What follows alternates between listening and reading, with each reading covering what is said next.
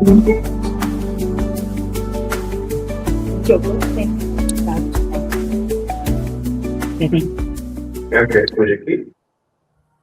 Você tem aqui de casa?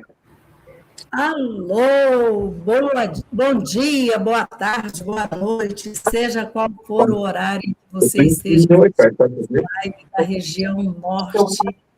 E eu gostaria muito de desejar que todos que começarem a assistir continuassem sempre, não é?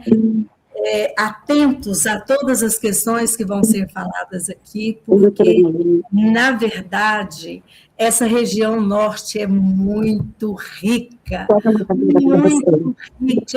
em questões culturais, em encantados que tomam conta da questão da natureza dessa região que é tão rica em águas, não é? Então, eu gostaria de desejar a vocês uma excelente live e que a gente pudesse aproveitar assim um pouquinho daquilo que cada um possa contribuir para que a gente tenha uma excelente prosa gostosa. Vamos lá? E aí, Adriana? Vamos começar? Boa noite, meu povo bonito. Eu sou de Goiânia, sou da região norte, mas ano passado eu tive o prazer de visitar Belém, conhecer Belém, fui receber um prêmio, Troféu Baobá, como contadora de história, e eu tive a oportunidade de conhecer uma cultura riquíssima, e eu quero compartilhar um pouquinho com vocês o que eu trouxe de lá. Mas antes, eu quero ler um poema do seu Juraci Siqueira, que é o filho do Boto, lá de Belém, que diz assim: Amazônia, sou maruré de babuia no rio, sou a ningueira na beira da praia, sou piché de peixe, sou cheiro de mato, sou verde esperança, sou verde atalaia, sou jurupari, sou boto malhado, sou sombra na curva do igarapé, sou ajutaga, saci, cobra grande, sou lenda, sou crença, sou canto de fé, sou inferno verde, mas sou paraíso, sou berço, sou tumba, sou rio e sou mar. E, acima de tudo, sou pulmão do mundo, pulmão que o progresso pretende acabar. Bom, lá em Belém, eu conheci o trabalho do seu Antônio José Porto Braga, que é um artesão de modelagem de balata. Balata, para quem não sabe, é um látex, é uma borracha que é extraído na Amazônia. E o seu Antônio me explicou que ele é extraído só uma vez no ano, que é quando o rio está baixo. E está cada vez mais difícil a extração dessa borracha, porque não tem quem vai buscar, é difícil, é de difícil acesso, eles enfrentam problemas como com os animais, com marimbondos, com onças, enfim. E também está tendo poucos artesãos que estão seguindo, né, a profissão dos pais. Mas eu consegui alguns encantados que estão aqui nesse cesto mágico e que eu quero compartilhar com vocês agora. O saci, o curupira foi o primeiro que eu comprei, e a borracha, ele é de borracha, achei interessante. Quando foi o primeiro que eu comprei, eu falei para a vendedora, eu falei assim, olha, embara direitinho, porque vai para Goiânia. Ela, não, bonita, é de borracha, né? Ele é super detalhado, o saci foi símbolo ano passado da COP30. Olha, é rica em detalhes, gente. Essa borracha, ela é extraída como um látex, né, um leite, e eles cozinham até endurecer, aí montam as placas de borracha. E essas balata. Balata. Desculpa. Ela é levada até a cidade onde os artesãos então compram essas placas grossas assim, e eles retiram ali uns pedaços, colocam na água morna as bolinhas e vão modelando, colocam tinta, não é tóxico e é uma riqueza, gente. Aí tem também o boto na sua figura, e ele em homem, conquistando as mulheres nas festas. A Yara, o seu Antônio fez lá na hora para mim, quando eu encomendei para ele depois pela internet. E, e aí o filho dele modelou, e ele foi mandando fotos para mim. Olha que bonita. A cobra grande, pode ser a boiúna, pode ser a cobra honorato. Essa aqui é a que vira pulseira. Assim. É um material riquíssimo, né, para nós contadores de histórias. E, gente, a muiracã, eu também tenho essa aqui, de madeira, mas essa aqui feita de balata. E a matinta. A matinta, o que aconteceu? A matinta eu tinha duas, a figura, ela na sua forma de mulher e na forma de coruja. Daí eu fui contar histórias no grupo de idosos aqui, no início do ano, e a Matinta, gente, para quem conhece a Matinta, sabe que ela gosta de liberdade, o que aconteceu? A Matinta fugiu, foi embora. Ela tá por aí, passeando por Goiânia, por Goiás. Ficou só a coruja, gente. E a Ana Selma vai falar um pouquinho sobre essa figura, né, dos encantados. Mas antes, eu gostaria de encerrar lendo o poema do Boto, do seu Juraci, que é filho do Boto. Acho que a Divânia conhece, a Divânia, ele esteve aqui na cidade de Goiás, ele que entrega para a gente esses corações com trechos de poema dele. É uma riqueza o trabalho. E ele tem um poema, chama-se O Boto, que diz assim: sonso, maroto, maledicente, lá vem o boto virado em gente. Em noite clara, à luz do luar, o sem vergonha vem namorar. De um jacaré, tinga ou coroa, fez o malandro sua canoa. Num terno branco, sempre vestido, vem todo prosa, todo metido. Para conquistar rabo de saia, usa um chapéu feito de arraia.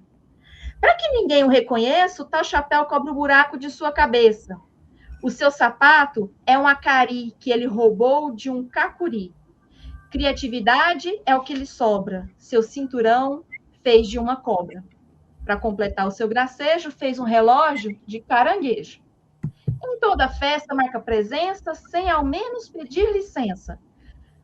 Mundia as moças com seu olhar, depois as tira para dançar.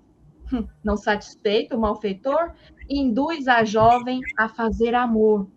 Depois se manda, sem dizer nada, deixando a moça desconsolada. Meses mais tarde, num tapiri, nasce outro filho do tucuxi. Como é ladinho esse garoto, esse menino, filho do boto. Obrigada. Agora a Ana Selma vai falar um pouquinho sobre os encantados.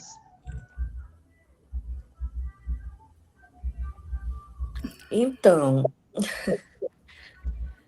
Selma, oi, oi, tô não estou aqui. ouvindo a Ana Selma. Só um minutinho. Oi. Ai,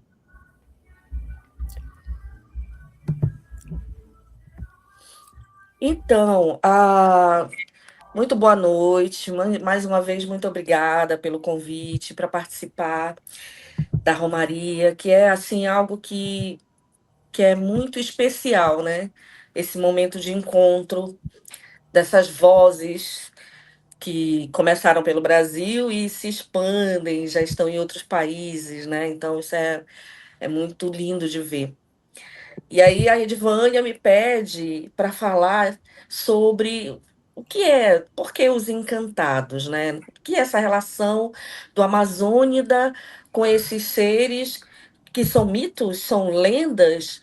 Bom, a gente está nesse momento, né, no mês das tradições populares, dos saberes e sabores dos povos. E essa questão de folclore, de tradição, isso é algo que é muito legal que esteja em burburinho, porque é sinal de que está nos fazendo repensar algumas coisas, né? O termo folclore, né, por si só, e que a gente tem visto o quanto ele não é mais capaz de abarcar o que são esses saberes populares. E o saber que vem da vivência nessa imensidão de águas e florestas que é a Amazônia, nos chama a atenção para os seres das águas e das florestas. E esses seres que nós chamamos, nós reconhecemos os amazônidas, né? Nós reconhecemos como encantados. Encantados por quê? Encantados porque eles vêm de uma ancestralidade, né? São narrativas e saberes que vieram dos povos tradicionais da floresta, né? Dos viventes próximo dessa natureza tão forte. E acabou que, quando chega o colonizador, ele transforma, né? Acaba utilizando do poder que ele né? Que ele traz por conta, seja do dinheiro, seja das possibilidades que ele causa, ele traz isso e a primeira ação, o que que é? É aculturar. Porque quando eu tiro a cultura e a identidade de um povo, eu enfraqueço esse povo. E fortalecer né, a sua identidade. Uma vez conversando, dialogando nos cursos da vida, alguém disse assim: nós, na verdade, nem deveríamos nos chamar Amazônia. E por quê? Porque a Amazônia vem do imaginário do europeu que, ao ver as nossas icamiabas, né, as nossas guerreiras amazônidas, né? Essas mulheres que viviam no meio da floresta amazônica e se defendiam, né? Desse patriarcado, se agrupando nesse grupo fortalecido de mulheres, as icamiabas. E quando eles veem essas mulheres, eles fazem analogia com quem? Com as Amazônias, as Amazonas, né? Do imaginário europeu. E aí, terra das Amazonas, Amazônia, né? Então, acabou que o imaginário nos nomeou, mas não o nosso imaginário, o imaginário do outro, né, que chega para essa terra. E é justamente, Adriana, da narrativa das Icamiabas, de onde vem o Muiraquitã que você mostrou e que você usa, né, esse símbolo, esse sapo, pode ser peixe, pode ser um macaco, mas o mais conhecido e difundido é exatamente a imagem do sapo, que as icamiabas, quando recebiam seus parceiros, né, quando elas estavam prontas para serem mães, elas recebiam os parceiros, eles ficavam, quando elas pariam, se era menino, ia embora com o pai, mas não ia embora sem esse presente, sem esse amuleto protetor que era o Muiraquitã, que era feito por elas, né? Que elas buscavam lá no barro de um lago que tinha essa lama esverdeada e faziam esse amuleto protetor para esse homem, para essa criança que ia embora, pois se menina ficava, né? E, e assim, esse imaginário rico ele acabou, no olhar do outro, sendo colocado e trazido, como era estudado lá na Europa, ganhou o termo de lenda. Lenda, que também, assim como o termo folclore, ele veio caindo num olhar das pessoas do repensar. Lenda? Mas o que é uma lenda? É uma invencionice? É algo que eu ouvi, que veio repassando, mas não cabe nesse saber ancestral amazônida. Por isso, o encantado. E encantado por quê? Porque o encantado é aquele que não morre. É aquele que chega, que se aproxima do reino da morte, mas que é transformado, transmutado nessa figura, né, de encantamento. E assim a cobra grande, o boto, a iara, a matinta, né? São esses seres encantados e outros encantados que a gente ouve falar, que são exatamente essas pessoas, esses viventes que têm essa experiência, né, de ser transmutado para o encanto, para o lado da encantaria, e assim não morrer, né? E assim é, essa vivência que atravessa aí as gerações, certo? Então, por isso a gente fala dos encantados.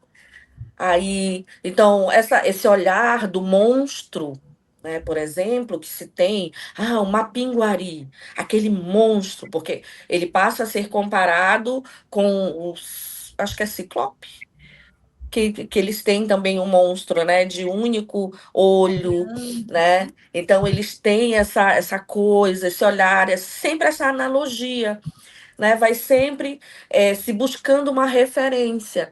Do Boto é o Delfim, que é já o que eles têm lá também na mitologia. Então, tudo isso vem se colocando. A Yara, aí já tem aquela coisa das sereias, mas eram aquelas dentro das figuras mitológicas que eram seres que encantavam, enfeitiçavam os homens e fazia com que eles morressem náufragos e tudo mais. Então, tudo isso a gente percebe que nada mais é do que o olhar do outro para uma outra cultura, mas que infelizmente esse olhar não foi o olhar do conhecer, do aprender, né? Do interagir no sentido do conhecimento, não, acabou sendo, bom, isso aqui me lembra isso, da minha cultura.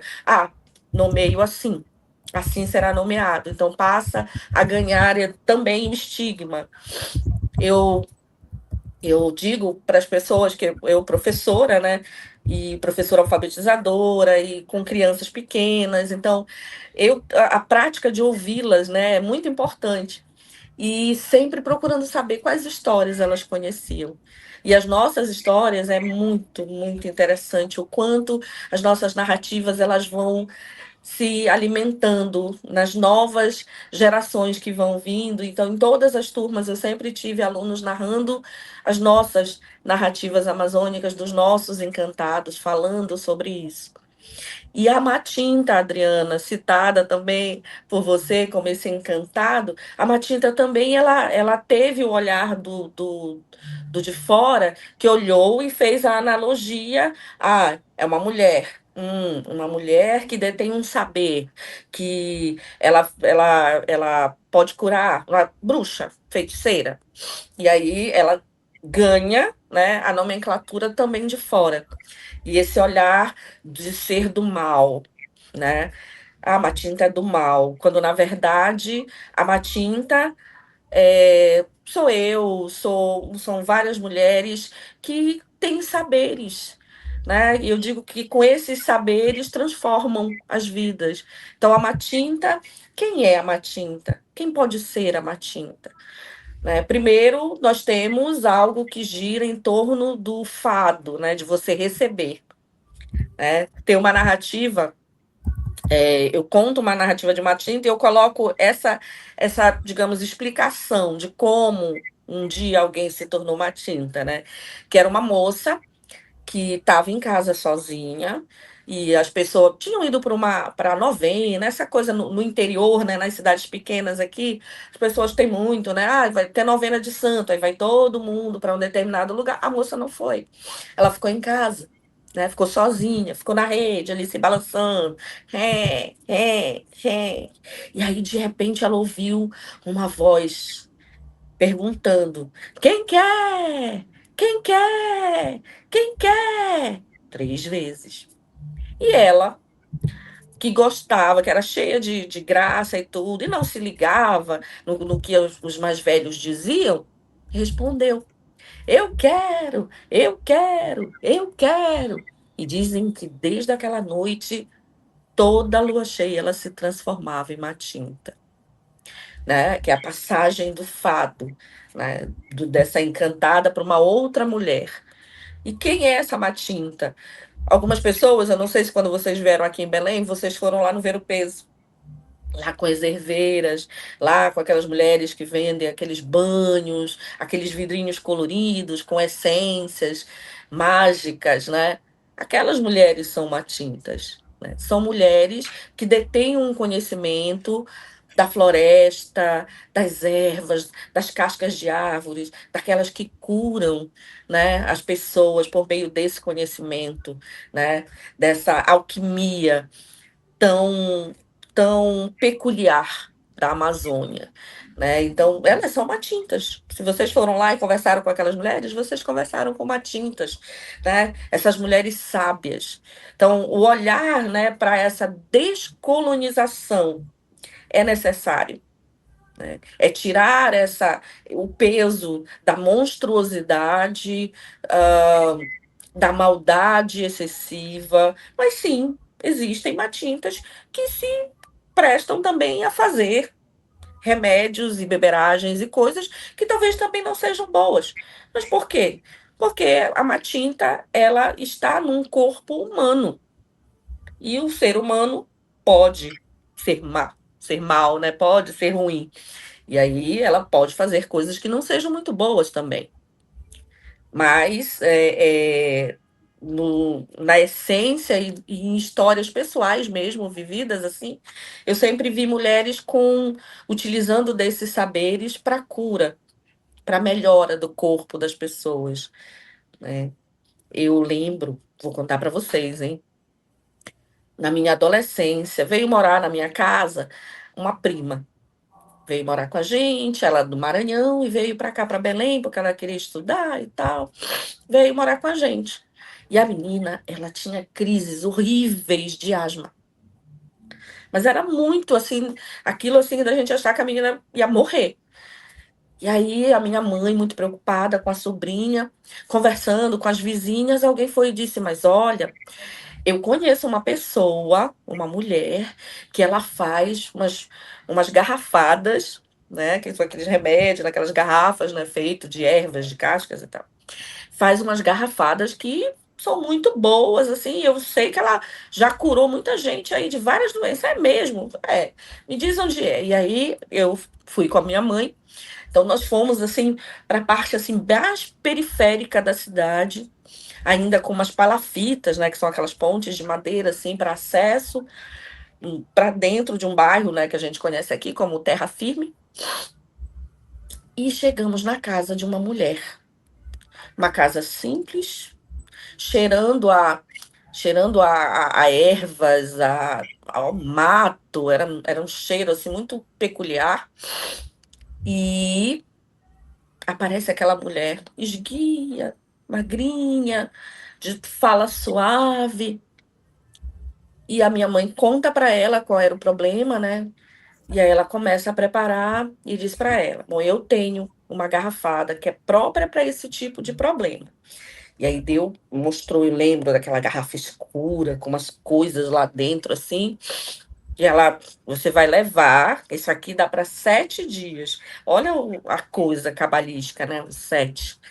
Então, para 7 dias. E aí você retorna, depois desses 7 dias, você vem para que ela tome mais uma, que é o que vai dar a garantia de que ela não vai mais ter esse tipo de problema. E a minha mãe assim o fez.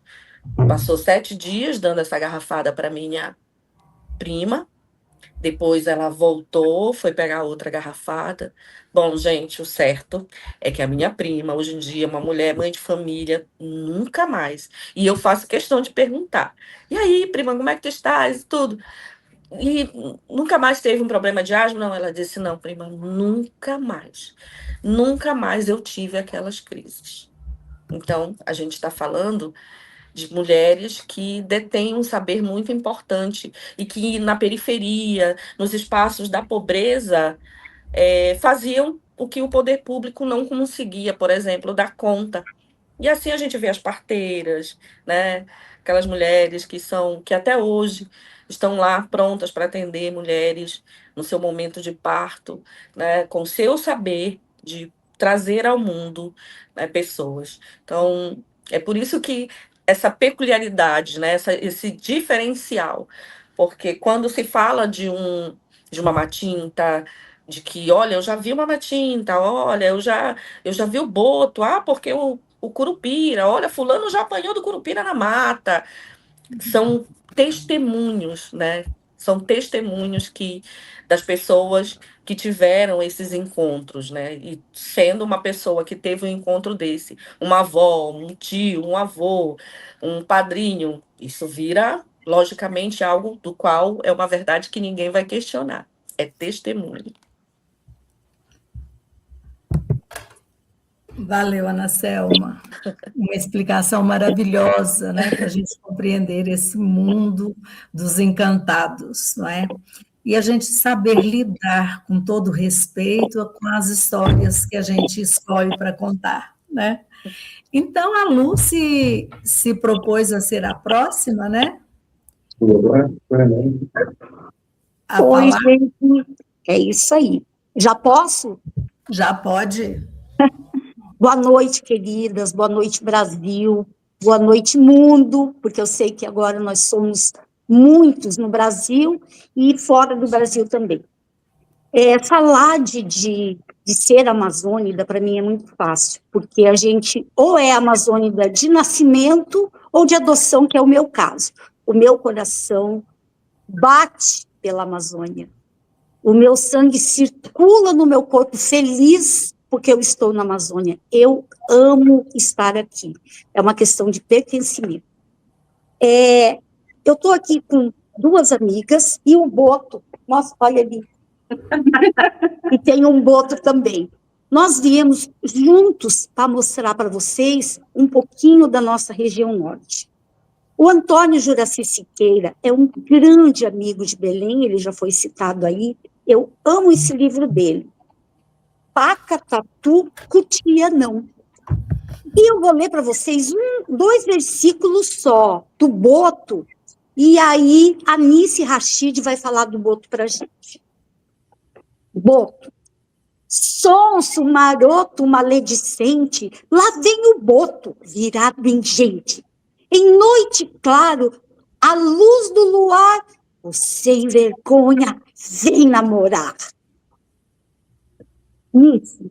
Olá, boa noite. Eu sou a poeta Nice Rachid e é uma honra inenarrável estar aqui com vocês nesse evento maravilhoso. Um grande beijo no coração de todos vocês e vamos de encantamento, vamos de boto. Eu trouxe um poema para nosso deleite e esse poema ele estará no livro Ecos da Alma, que o lançamento já está marcado para setembro.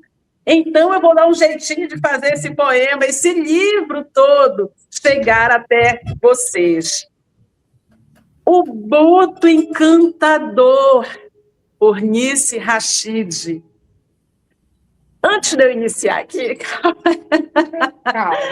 eu vou falar para vocês um pouquinho da minha região. Eu moro no distrito de Fazendinha, e fica pertinho do Igarapé da Fortaleza.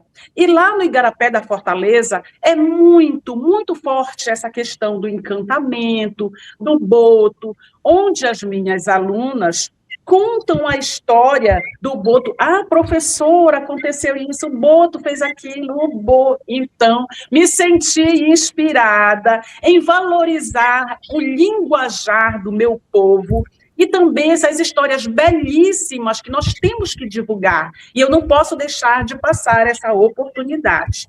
Então, vamos ao Boto Encantador. Olha que chique, gente! Vamos aplaudir, dá aí no...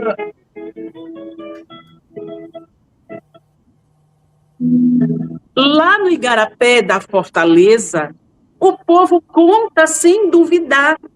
Numa noite de lua acesa, viram o boto se aprontar. De chapéu branco, todo arrumado, chegou sorrindo para festejar. As moças ficam de lado, pamode ele reparar. Os mais velhos diziam baixinho: não vá atrás desse olhar, não. O boto encanta o caminho e leva o sonho na maré.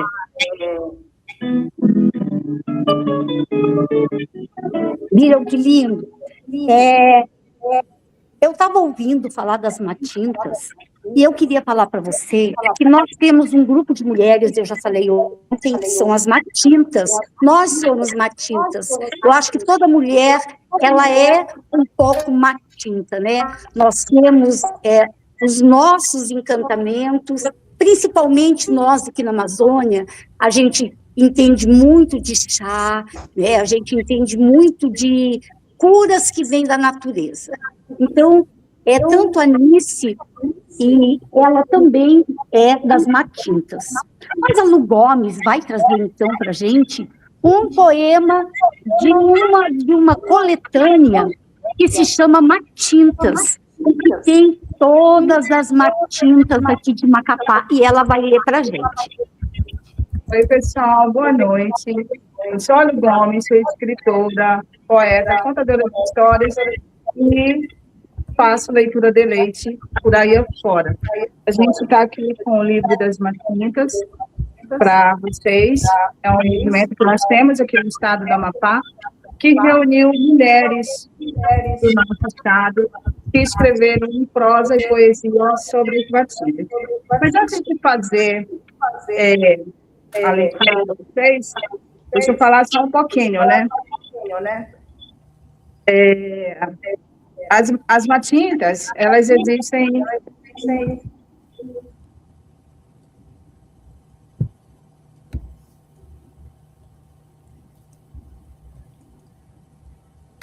Pronto, voltamos. Foi um pequeno probleminha aqui. Então, eu estava falando sobre as Matintas.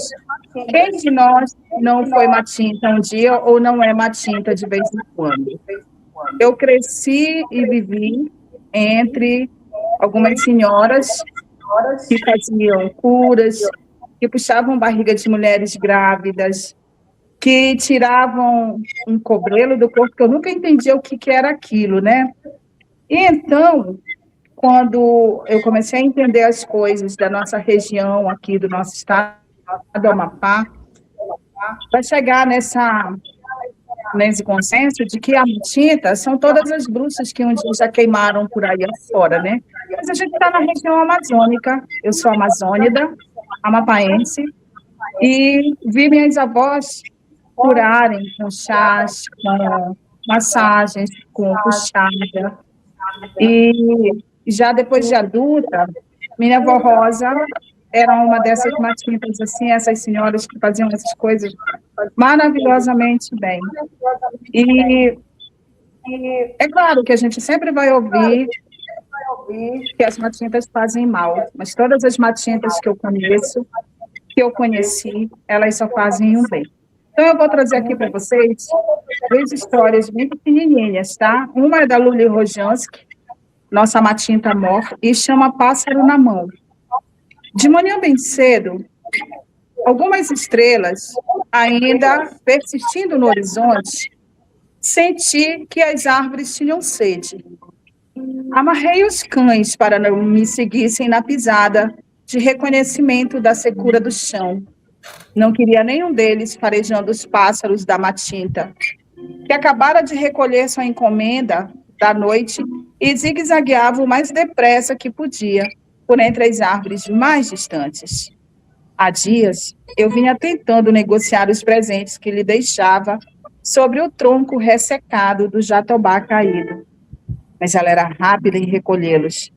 Assim que os primeiros raios de luz faziam do pássaro agorento uma mulher de cabelos brancos e longos, corpo esguio e pernas ligeiras, de olhos sábios e idade incerta.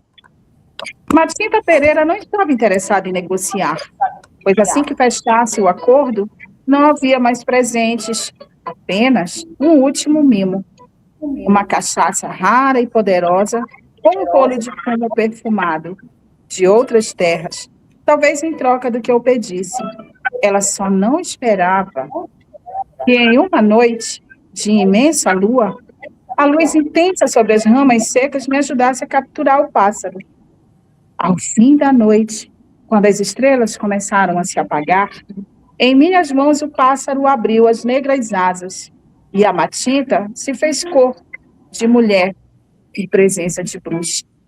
E a Matinta fez os olhos e susto e fez silêncio e os ouvidos se aquietaram. Eu quero chuva, eu lhe disse antes de libertá-la, e ela sábia que nada poderia negar a quem fora capaz de tê-la nas mãos. Então, a gente tem aqui uma história que ela não é contada assim, que não foi escrita assim à toa, mas por alguém que viveu essas emoções, essas sensações, né? Essa foi da Luli Rojanski. Gente, tem muita coisa sobre a Matinta, né? E quem está aí fora, às vezes fica meio sem entender. Mas dá uma pesquisada. Hoje a gente tem essa ferramenta que é a internet, e ela é fantástica para tudo, para o mal e também para o bem, claro. Então, eu sugiro que as pessoas façam essa pesquisa. Nós temos aqui também a lenda do Tarumã. Tarumã era um guerreiro maravilhoso. Como toda lenda, ele era invejado. E tentaram destruir o Tarumã. Tarumã caiu no rio profundo e morreu. Mas Tarumã se transformou em um grande toco. Um toco que subia o rio e descia o rio. Subia o rio e descia o rio. Pesquisem também a lenda do Tarumã. Para fechar a nossa participação aqui, do nosso querido Amapá e da nossa Zona Norte, aqui é o J. Mambembe, ó. O Boto. Nosso Boto aqui. O Jota é um grande cantor, compositor, entende muito das nossas músicas, das nossas canções. E ele vai tocar para gente o Tarumã, que é essa lenda que eu falei para vocês. A lenda do Tarumã, em forma de canção, é do nosso querido poeta aqui, o nosso poetinho Osmar Júnior. Vou contar para vocês uma história de moço que se encantou. Vou contar para vocês essa glória de ser pau, madeira de amor. Minha história é que nem uma história de moço que se encantou.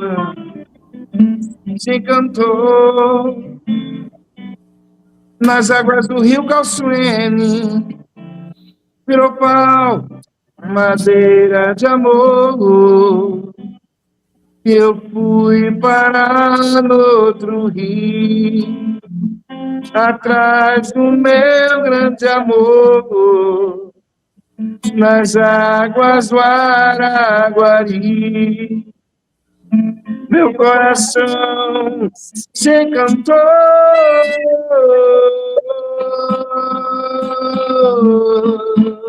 Araguari, Araguari, Araguari.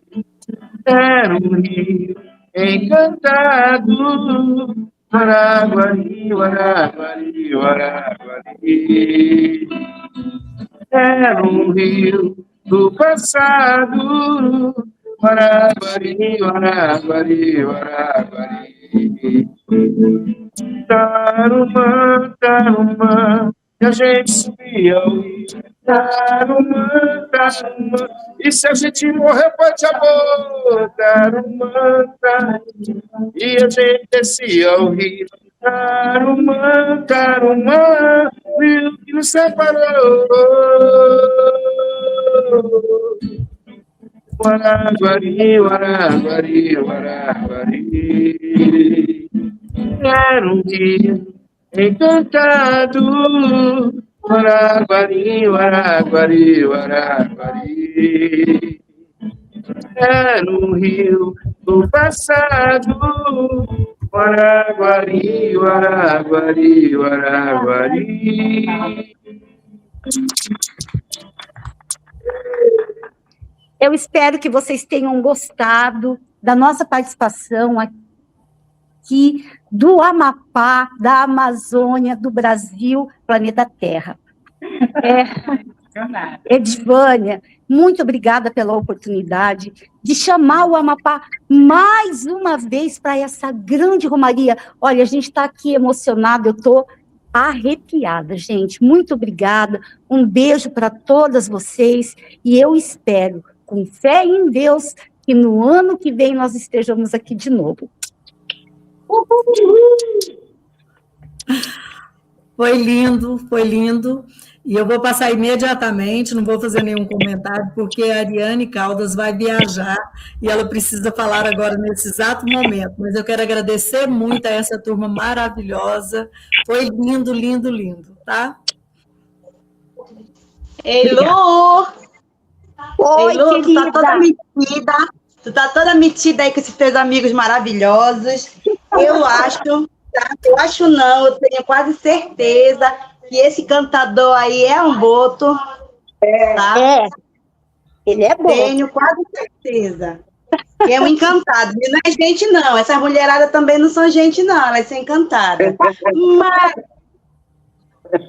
Mas eu também trouxe também um encantado aí, um amigo muito legal, tá? E eu vou cantar uma música para chamar esse amigo e vocês vão saber de onde que eu vim trazendo ele, de uma representatividade muito grande aqui de Belém do Pará. E vamos lá, quer ver assim, ó. Ele não sabe que seu dia é hoje, ele não sabe que seu dia é hoje. Bumba, boy do cantor, bumba, boy, bumba. Bumba, boy do cantor, bumba, boy, bumba. Hoje, gente, eu vim compartilhar com vocês uma coisa muito legal, que a gente vem falando muito, né? E aí eu quero falar com vocês que o Romaria também traz isso para mim. Aqui a gente tem a celebração do Círio. O Círio, ele acontece uma vez por ano e a gente espera muito, né? Então eu fiquei esperando muito Romaria também, sabe? Pena que eu tive que fazer uma viagem hoje, daqui a pouco, né? Eu queria ficar muito, muito, muito, muito ver vocês, reencontrar vocês. E por falar em Círio, não se fala em Círio sem não falar no nosso boizinho, o boi pavulagem. Eu acho que vocês conhecem o boi pavulagem, né, que tem assim uma imensa festa com muitas pessoas, e eu pensei, nossa, a gente tem uma romaria internacional, né, o negócio tá muito chique, né, chique, e eu precisava trazer essa pessoa, eu fiquei pensando, sabe, nesse meu amigo. Por quê? Porque além dele fazer parte dessa mega festa que é o boi pavulagem aqui em Belém do Pará, ele trabalha com as crianças do boi pavulagem. É o meu amigo Hudson Passos. A gente vai conversar hoje sobre essa questão, né? O boi pavulagem, ele tem essa tradição não muito antiga aqui em Belém do Pará, mas ela é muito esperada, tá? Não só no período do Círio, né? No sábado, o Círio acontece no segundo domingo, as festas, os festejos do Círio. No sábado, a gente espera-se ansiosamente o festejo do boi, né? Do pavulagem. Também no período junino, gente, você não tem noção. Sol rachando, sol a pino, sei lá, não tem nem noção, 200 mil pessoas, é muita gente na rua, sabe? E é, assim, pura tradição, é pura alegria, é pura beleza. E aí eu vou contar um segredo para vocês, talvez vocês não saibam, mas o povo daqui já sabe, eu tenho boi. Não leva 200 mil pessoas, leva aí umas 10 pessoas, é mais humildezinho, mas o boi Frederico é um boi que eu fiz junto com a minha amiga Gisele. Sabemos que foi a primeira tripa, né? A tripinha do boi é aquela que fica dentro do boi. Então, a Gisele foi a primeira tripa. A gente não tinha mulher, né, enquanto tripa. E agora a gente já tem. Então, o Frederico foi para a COP30, né? Nós tivemos um espetáculo em que a nossa Catirina, ela não comia boi, ela era vegana, e ela não queria comer a língua do boi. Então, eu me apaixonei muito por esse universo do boi ao longo desse ano que a gente não se viu, né? Desde o ano passado a gente pouco se falou. Eu tenho me apaixonado muito por esse universo do boi. Outro spoiler que eu vou dar para vocês também, aí que eu estou vendo um monte de matinta, né? Um monte de matinta na Selma, assim, deu um show de matintagem. As outras meninas aí de Macapá, né? Tudo matinta, gente. Não se enganem, que são todas matintas, todas. Vou estrear um espetáculo agora chamado As Matintas. Imaginem o espaço. Tá? Nós vamos estar no palco, eu e mais 2 amigas. nós vamos estar deitadas na rede, se embalando com a nossa porronco, né, que é o cigarro de tabaco, e o tabaco acaba, né? E aí a gente vai sair por aí atrás dos nossos tabacos, e o resto, tá? Venham assistir, a gente vai estrear também em outubro, já tô aqui no spoiler, e é isso, é essa vivência, né? A gente é metido mesmo, viu? A gente está nessa coisa, porque a gente se tem essa brasilidade, nessa amazonidade, que é muito legal, é muito maravilhosa.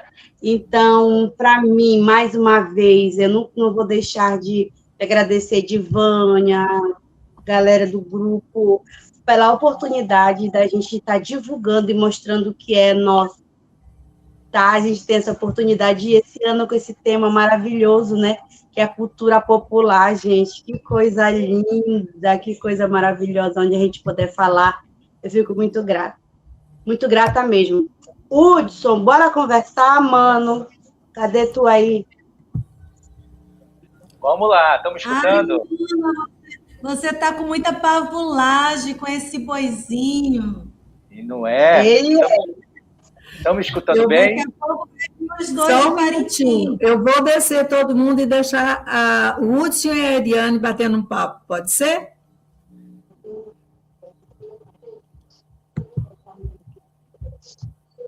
Então, Hudson, bora mostrar, porque assim, né? Essa micção assim toda, bora mostrar por quê. O que é que essa belezura? Olha aí um pouquinho só o que é o pavulagem. Conta pra gente, eu errei desses 200 mil ou tem mais pessoas que frequentam essa pequena, né? Essa pequeníssima caravana aí do boi. Gente, boa noite, primeiramente. Tá? Desculpe o atraso um pouquinho, porque eu estava em outro trabalho aí, de filmagem de um videoclipe, e acabei me atrasando. Na verdade, atrasaram lá e aconteceu um imprevisto, mas estou aqui. Então, é importante, eu sempre começo assim, chamou pavulagem vaqueiro, terra vai tremer. Chamou pavulagem vaqueiro, terra vai tremer. Boa noite, pessoas. Boa noite, família. Boa noite, contadores. Boa noite, artistas. Obrigado por mais esse convite, né, da Ariane, de estar aqui representando a cultura popular do nosso estado do Pará. Né? Meu nome é Hudson Passos. Eu já trabalho com a cultura há 24 anos, dentro do Instituto Arraial do Pavulagem, brincando, 24 anos, e trabalhando realmente ali, dando ali o conhecimento e o aprendizado, a troca de aprendizagem, né, mútua, né, há 5 anos, efetivamente, construindo esse espaço, né, que já está aí há 39 anos. Para o ano, vamos completar 40, e está acontecendo muita coisa aí nesse lugar, nessa pavulagem. Né? Como a Ariana falou, nós somos metidos, nós somos pavulagem. Então, a gente está completando 40 anos de história em 2027, né? E surgiu em 1987 com um grupo de amigos brincantes ao redor da Praça da República, Ronaldo Silva, Júnior Soares e Rui Baldez. Né? 3 amigos resolveram se juntar e entender o que é essa história, o que é essa musicalidade, entender e trazer uma identidade para esse lugar, né? Para Belém, para o Pará. Né? Então, Ronaldo Silva, uma figura assim, que eu digo que ele é uma figura, uma lenda, né? Um ser encantado, porque ele é um excelente, um dos maiores compositores da região do Norte, mas também do Brasil. E ele veio de Cachoeira do Arari, né? E os pais deles são de lá. Tem uma história de Cachoeira. E a partir dessas induções, desse conhecimento que ele trouxe de Cachoeira, né? No Marajó, Cachoeira do Arari, para quem não sabe, fica no Marajó. É um dos arquipélagos do Marajó. E lá ele veio e trouxe esses conhecimentos, né? Essa musicalidade, né? Junto com o Júnior Soares também, da Zona Bragantina, de Bragança, trouxe essa musicalidade da marujada. Então, e o Rio Baldez, que era de São Luís, do Maranhão, né? Que trouxe a sua identidade, né? O conhecimento da musical de São Luís. Então, eles se juntaram, começaram a fazer rodas de músicas, de percussão, criar poesias, composições. E dali, nessa brincadeira na praça, foi crescendo com um boizinho que o Rio Baldez vinha, né, com um boizinho de tala, um boizinho de mão menor do que esse aqui, fazia um pequeno cortejo ali ao redor do Valdemar Henrique, do Teatro Valdemar Henrique. Então, começou ali, nesse espaço, no Teatro Valdemar Henrique, a acontecer toda essa história. Então, foi crescendo de uma tal forma que na Praça da República em si já não cabia mais. E aí eles tiveram a brilhante ideia de irem para as ruas, né? Então, dentro desse processo, desde 1987, foram acontecendo muitas coisas legais, né? Nem sempre acontecia coisas bacanas, mas na grande maioria foram acontecendo coisas, surgindo ideias, né? E foi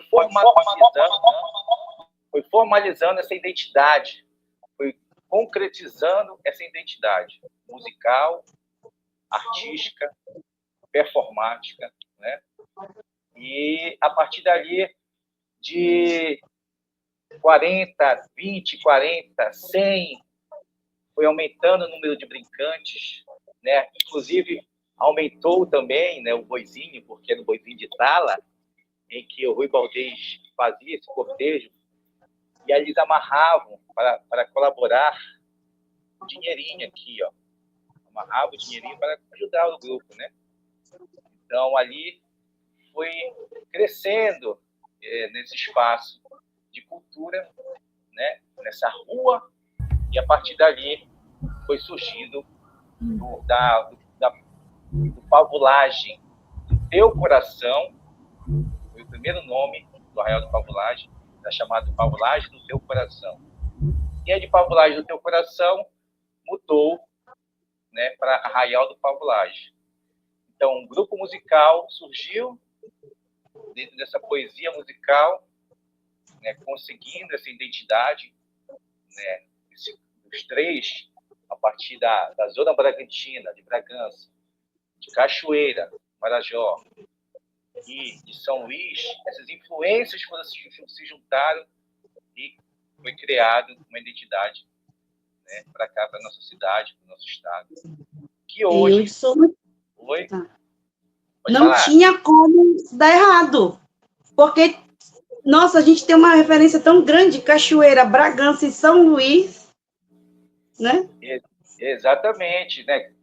A Ariane, ela sabe também que são influências musicais, né, distintas, né? Mas isso, claro, são distintas, mas que, ao mesmo tempo, elas se conectam.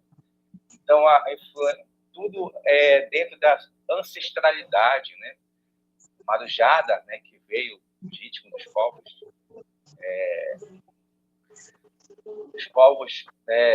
africanos, né, dos povos da África, ali foi surgindo, né, esse ritmo, né, da marujada, e de Cachoeira foi trazendo essas influências também do boi, né, mas também uma poética específica de Cachoeira, mistura um pouquinho de cada coisa, e de São Luís, né, que traz muito do boi, do Bumba Meu Boi, né, porque para cá, para Belém, do Pará, para Manaus, Garantido e Caprichoso, se chama Boi Bumbá.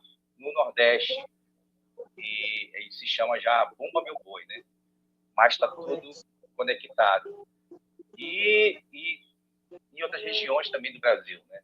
Então, o Pavulagem, ele surge aí, esse boizinho azul, ele surge aí através dessa identidade. E a partir dali foi crescendo. Hoje nós temos mais ou menos 1.400 brincantes. Temos um instituto, né, um espaço onde a gente constrói essa identidade, transmite os saberes, né, com oficina de percussão, oficina de perna de pau, oficina de cultura popular, de cantaria, de brincadeiras. A gente não deixa também de fazer com as crianças, brincar com boi, entendendo a cantaria, entendendo as nossas tradições, né, de rua, o que é brincar na rua, né, porque hoje a gente está aí a tecnologia ocupando espaço nessa brincadeira de rua, então a gente resgata isso também, para que essas crianças de hoje não fujam desse lugar, né? Entendo que nesse espaço tem brincadeira, né, as brincadeiras de rua, que elas possam brincar com conhecimento e junto com o boi. Então, o boi, ele traz esse ensinamento para a rua do brincar boi de várias formas, dançando, performando, né, brincando de vivo-morto, estátua, de pega-pega, né? Então, brincadeiras tradicionais, né? Isso. Então, dentro disso tudo, a gente vai contando histórias. E lá, no Pavulagem, eu venho como educador, né, trocando esse saber com eles, a partir do que, as influências do que me conectam, me trazem, né? O que o Ronaldo, principalmente o Ronaldo Júnior, né, hoje traz essa identidade, e a gente vai captando essas informações e vai se conectando com esse espaço. O Instituto Arraial do Pavulagem, ele vem para fortalecer a cultura, né? Então, hoje ele é patrimônio cultural municipal, depois veio a ser patrimônio do Estado, e em 2024 nós conseguimos ser patrimônio imaterial cultural brasileiro. 2024 nós assinamos embaixo, somos patrimônio brasileiro.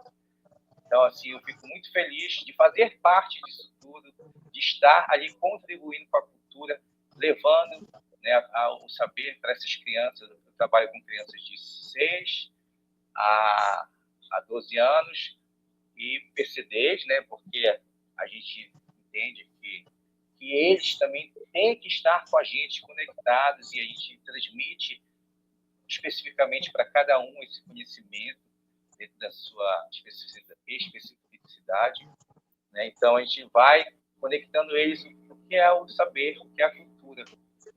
Então, e os pais, nessa importância, ajudam a gente muito, porque a gente precisa deles também, para que eles possam aprender também, os pais, e levar isso para os filhos, estando com a gente nessas oficinas, nessas rodas e também nos cortejos. O Arraial do Pavulagem, ele tem 4 manifestações.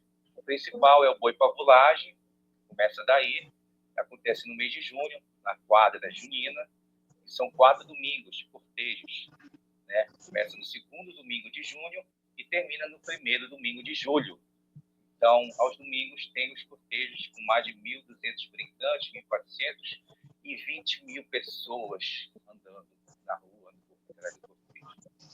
Então, a gente tem essa importância do que é hoje o Instituto, do que é o Arraial do Pavulagem, do que é essa valorização, de qual a importância que nós temos para transmitir o saber. E com o Pavulagem, entende-se que haveria necessidade de outras manifestações. E hoje nós temos o Arrastão do Círio. Desde 2003, o Arrastão do Círio foi criado o Arrastão do Círio, né, que é um cortejo voltado ao período do Círio de Nazaré. Então, ele é uma das manifestações que ocorre dentro das festividades do Círio de Nazaré, que é no sábado, né? Então, quando chega a imagem da Nossa Senhora Fluvial, ela desce e sobe da Romaria dos Motoqueiros, né? E nós a recebemos e, sentido ver o peso, vamos para o nosso cortejo, em homenagem a ela. Com muita performance, né? Muita ludicidade, muito colorido, e é muito bonito isso. Sol de 10 horas da manhã, meio-dia, né? Para quem gosta de sol. E a gente vai seguindo esse cortejo até o palco. Lembrando que os cortejos, eles acontecem todos pela parte do dia, né? Então, a pavulagem do boi, pavulagem, é os 4 domingos de julho, pela manhã. O Arrastão do Círio, somente no sábado, né? Na véspera do Círio de Nazaré. E também temos o peixe-boi, né? O cordão do peixe-boi. A gente traz essas influências dos cordões de bichos e dos cordões de pássaros, né, que tem pela região do Brasil, né, cada um da sua forma de transmissão, de transmitir. Então, a gente traz como representatividade um peixe-boi. Então, esse peixe-boi, ele vem com essa importância de trazer sensibilidade, trazer o saber, entender que nós moramos numa região que é rodeada de floresta, de águas, né, pela Baía do Guajará, né, pelo Rio Guamá e seus afluentes, e ali a gente entende que esse animal, esse ser, o peixe-boi, que é um peixe que é sensível, né, estava em extinção até uma época, mas estão resgatando toda essa questão, né. Hoje, o peixe-boi representa isso, a proteção, o cuidado que nós devemos ter, esse olhar para com o nosso espaço, o nosso lugar, né? A região norte, né? Sua floresta, cuidar da floresta, cuidar dos animais, preservar tudo isso. Então, o peixe-boi, ele vem com essa sensibilidade de representatividade, né? de cuidar do nosso lugar. E aí nós temos esse cortejo que acontece também somente no momento, que acontece no mês de novembro. Então, logo depois do Arrastão do Círio, ocorre o cordão do peixe-boi. Antigamente, que eu falo 10 anos, né, há 10 anos, ele acontecia no período de carnaval. Então, ele via ali naquela agenda ali do carnaval, ele era um cortejo que não representava o carnaval, mas era uma brincadeira nossa, genuína, né? Mas que não representava o carnaval, era um cortejo específico dentro do calendário do carnaval, mesmo sendo o calendário do carnaval, né? Então, é tipo assim, eu não gosto de brincar carnaval, mas bora brincar cordão do peixe-boi, né? Que é uma coisa mais assim, nossa, regional, né? Específica. Então, o cordão do peixe-boi, ele vinha com essa especialidade. Mas aí, passou-se anos, veio outro cordão, o cordão do galo. O cordão do galo, ele foi criado lá em Cachoeira. Lá tinha um padre, né, que o seu nome dele era Galo, né? Então ele foi um grande representante de lá de Cachoeira, questão social, e a partir dali, com o falecimento dele, criaram o Museu do Galo, né? Hoje tem um lindo museu lá, e o Instituto Sagrado Pavulagem, né, resolveu criar esse cordão específico para lá. Então, hoje, a representatividade do cordão do galo, pela questão social em que as pessoas, principalmente as crianças, vivem, né? Elas vivem questões de vulnerabilidade, e resolveram criar esse cortejo, né? Mas tudo sempre começa com oficinas. Essas oficinas, elas trabalham a questão de construção, né? Levar um conhecimento específico. Todo ano a gente leva algo específico. Por exemplo, nós levamos oficinas de roupas jeans que são usadas, já não serve mais para se usar. A gente constrói outras mochilas e estojos de material escolar para que essas crianças, as mães, os pais constroem, né, os familiares dessas crianças, os adultos, e a partir dali esses materiais eles são feitos para as crianças de lá, né? Porque o Cordão do Galo ele é no primeiro dia de janeiro, lá para o dia 12, 20 de janeiro, então ainda vai começar o ano letivo, né? E aí a gente faz essa construção de oficinas de mochilas, jeans, de calças usadas, né? E construir mochilas de estojo. E durante o ano, a gente vem com esse processo de arrecadar em shows específicos do Arraial, arrecadar material de higiene, né, chama cesta básica, né? Então a gente vai trazendo, vai juntando tudo isso para levar para esse período específico do Cordão do Galo. Então nós temos, além das oficinas, né, aí temos oficinas de perna de pau, né, temos vários tipos de oficinas. Não para, né? O ano todo tem atividade, né? Sempre criando coisas novas, sempre trazendo ideias, mas que essa ideia perpetue e tenha um aproveitamento para aquelas pessoas, né? Para que elas aprendam algo, né, e possa dar continuidade. Então, a gente não faz algo por fazer só para aquele momento, mas que se perpetue, entendeu? Então, é muito bem pensado. E, então, o Cordão do Galo, ele vem para essa questão mais social. Então, e aí o objeto, no caso, o brinquedo, é o galo, né? Então, tem um brincante que se veste nele, né? É um personagem galo, né? E aí sai no cortejo com essas crianças. Então, é voltado justamente, especificamente esse cortejo é voltado para as crianças. Diferente do boi pavulagem, do arrastão do círio e do peixe-boi, o arrastão do pavulagem, ele agrega toda a família. Vovô, vovó, pai, mãe, crianças. A pavulagem é para todo mundo, né? Não que os outros não sejam. Vou explicar o porquê. No arrastão do círio, como é um horário muito sol, meio-dia, a gente evita que crianças participem, por uma questão, né, de não expor as crianças no sol, porque o nosso cortejo é inverso da Presidente Vargas, né? Porque na Presidente Vargas ainda temos né, sombras, né, árvores, prédios. O percurso do cordão do arrastão do círio, que é sentido ver o peso, para quem conhece ali aquela parte, não tem árvores. Então, é um pouco mais sacrificante, no sentido de não... né? Isso. Tem uma brincadeira aqui em Belém que diz assim: eu nunca te fiz nada e tu vem me convidar para me curtir o pavulagem no meio-dia. Isso, exatamente. Bom, eu amo, né? E aí esse cortejo é especificamente meio-dia, então é muito sol, é um sol tremendo. Sabe-se que nós estamos, né, passando ali pela linha do Equador, né? Então ali o sol é potente, né? Então quem conhece o peso ali nesse horário é muito quente mesmo. E aí a gente evita que crianças estejam participando. Claro, algumas crianças participam de familiares, né? Da percussão, do pessoal. Mas não é destinado, né? Mas não é destinado porque a gente sempre tem que ter o cuidado com essas crianças para não sofrerem nesse sol, né? Então a gente evita que crianças, a gente não faz o cortejo um segmento voltado para as crianças, como é no Arraial do Pavulagem, no Boi Pavulagem, no mês de julho. O que é o Deixa eu Boi te falar. Pavulagem?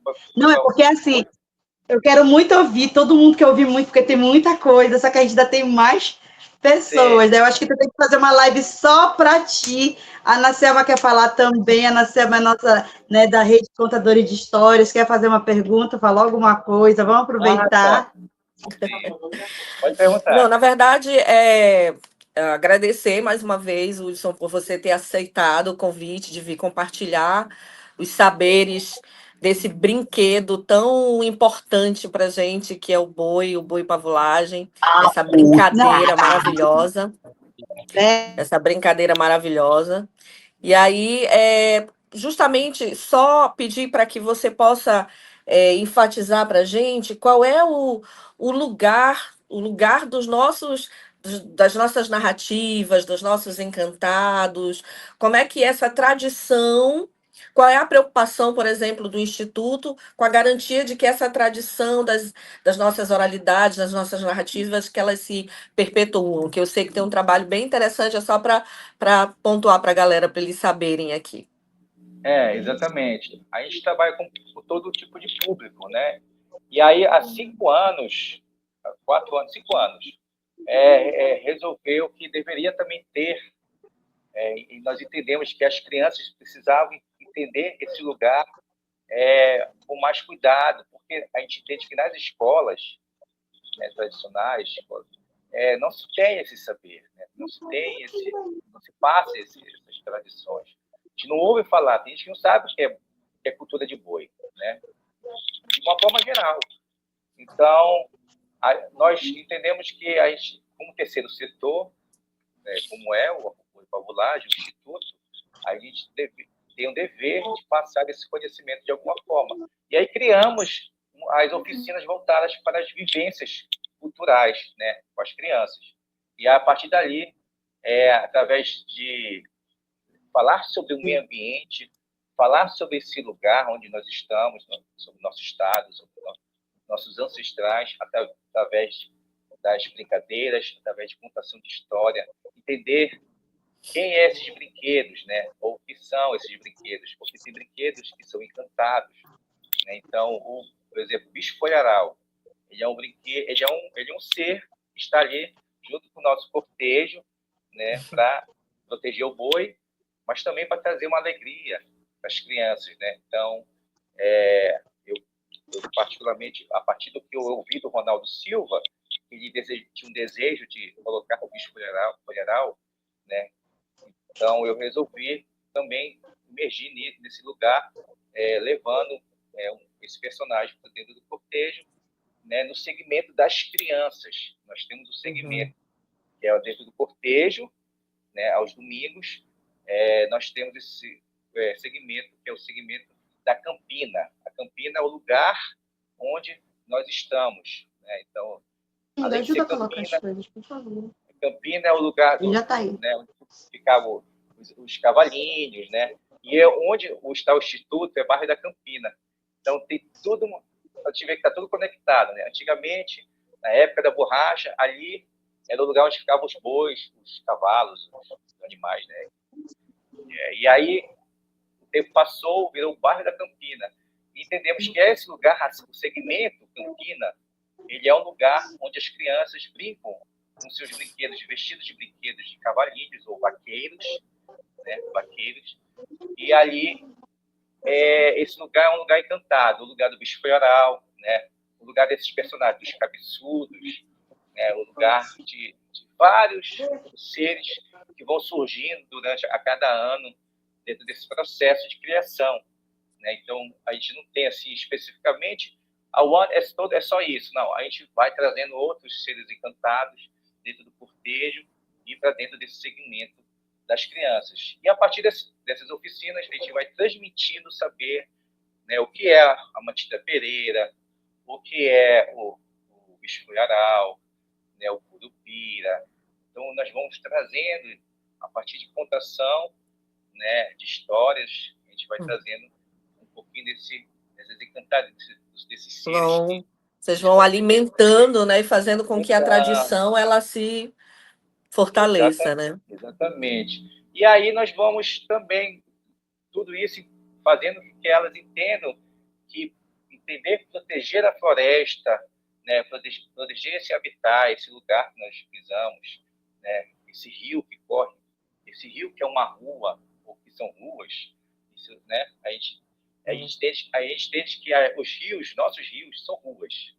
Então, nesse lugar, é que a gente precisa transmitir para eles que é tudo muito específico, mas também amplo, encantado, e que precisamos estar protegendo e cuidando desse lugar. Então, é um processo de sensibilização, né, de educação, né, e de eles entendam, né, de onde eles vieram, né, que lugar é esse, né, quem são os avós, ou quem foram os avós, se foram os indígenas, né, porque nós estamos, por exemplo, meus avós, eles eram indígenas, né, então, minha avó se chamava Iracema, minha mãe Iraci, né, e eu vim com esse inglês, né, Hudson. Mas, enfim, e aí a gente transmite dessa forma, né, com sensibilidade, né, com cuidado, né, e aí a gente faz o processo de construção, né, também com objetos de construir o boizinho, construir uma máscarazinha. Nós fazemos esses boizinhos assim. Ai, que lindo! Eles desenham, né? E aí vai construindo, né? A partir do papelão, vira um instrumento, né? Vira um instrumento musical. Então, a gente tem muita coisa que a gente cria voltada para esse lado. E, apesar de ser pouco tempo de vivência, são 7 dias, né, antes que antecede o cortejo. Então, são 7 encontros que nós temos com as crianças e com os pais, né? Porque a gente entende que os pais, tanto as crianças como os pais, também não entendem onde estão. Não entendem esse lugar. Então, nós ensinamos para a família toda. E a partir do que nós ensinamos, por mais que a criança talvez não tenha entendido muito, mas um pouquinho que ela pegue e que o pai ou a mãe compreenda, ela depois vai assimilar mais na cabecinha, né, na florescer mais na mente do seu filho, da sua filha. E vai se tornar um agente multiplicador, né? Vai Exatamente. levar isso. Exatamente. Tem muita Vânia. E não é por isso que a gente vive, Hudson. não é por isso que a gente vive pavulagem? Muito obrigada, Hudson. Obrigada, Ana Selma, por aceitar também nessa proposta. Falei, ela aceitando na hora, então sempre apoiando a gente. A Ana Selma sempre aí na maravilhenda, uma maravilhenda, Ana Selma. Obrigada pelo apoio. Obrigada, Hudson, mais uma vez. Muito beijo. Eu acho que o que da sua fala, o principal é que se envolve a criança e os pais estão juntos, essa tradição vai prosperar e vai continuar sempre, né? Então, a gente fica muito feliz com a sua fala, tá? E eu quero chamar agora a Marília Bonfim, né? E também a Alessandra, e vou deixá-las aqui na tela para elas baterem um papo sobre como elas veem essa questão dos encantados, desse rio que é rua, da casa de cada um, não é? Em todos os lugares, o rio que às vezes nos desespera com enchentes, né? E a gente fica preocupado, mas que é um rio que traz conhecimento, traz potencialidade para que a gente possa estar sempre aprendendo aquilo que o rio nos ensina, não é? Então, muito obrigada a você, tá, Hudson, por ter vindo conversar com a gente. Então, boa noite, curumins, cunhantãs, né, nossas colegas, professoras. Para mim, assim, é mais uma vez um grande prazer estar aqui com vocês, participando, né, dessa romaria maravilhosa aqui do nosso norte, né? Então, a gente vai navegar um pouco, né, professora Marília Bonfim? E aí eu trago aqui o que a gente chama, aqui no nosso norte, de pau de chuva, ó. Para a gente começar, né, ouvindo um pouco esse som da chuva gostosa que está faltando, pelo menos aqui no Amazonas.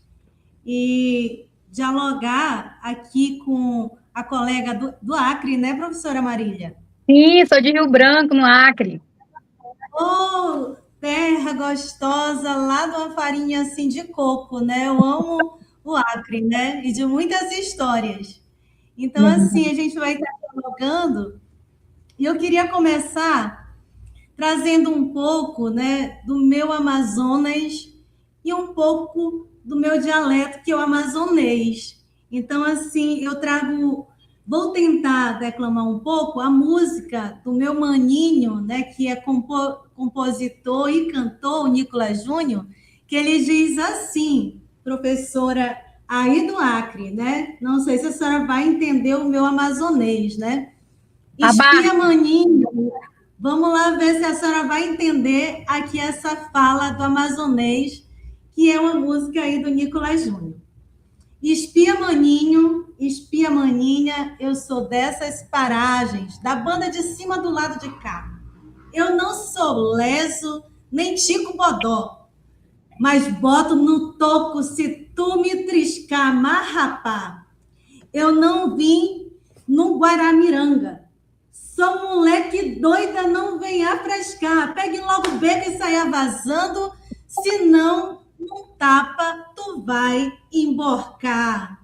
Eu me criei ali perto do rodo. Eu me embiocava lá pelos motor. Mamãe me ralhava e eu nas carreiras empado era galho de cuia, lambada e escambau. E eu saía vazado pro bodozal. Menina, vá se aciar. Tira essa tuíra do couro, que agora é dos Vera. Vou te malinar. Sou amazonês, não nado com boto, mas nado também e nem chupo piqui.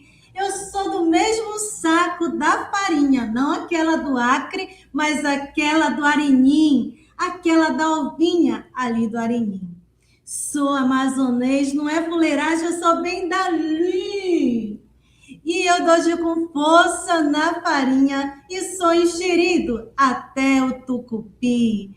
Então, nossos amigos aí, vizinhos do Pará, trouxeram a pavulagem e eu trago aqui o meu enxerimento aqui do Amazonas.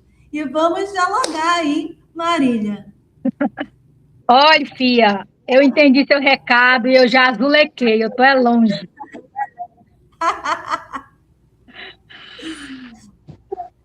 Hoje eu vim disposta, sabe, Alessandra, a mais ouvir do que falar, mas quando eu começar a falar, tu vai ver que eu vou desembestar. Olha só, agora ela pegou o dialeto acriano, tá vendo? Ela vai desembestar. Todo ano, quando eu vou começar a live, Alessandra, eu não consigo começar essa live sem antes agradecer a Edivânia. A gente tem essa mania, né? A gente começa a olhar para essa mulher que organiza esse encontro e a gente fala, meu Deus, que mulher teimosa, que mulher insistente maravilhosamente falando. E aí todo ano ela vem com esse jeitinho para convidar a gente. Eu não sei se acontece isso com você, Alessandra. Aí ela vem com esse jeitinho convidando, aí a gente fala, não, esse ano eu não vou, meu Deus, eu tenho tanta coisa para fazer.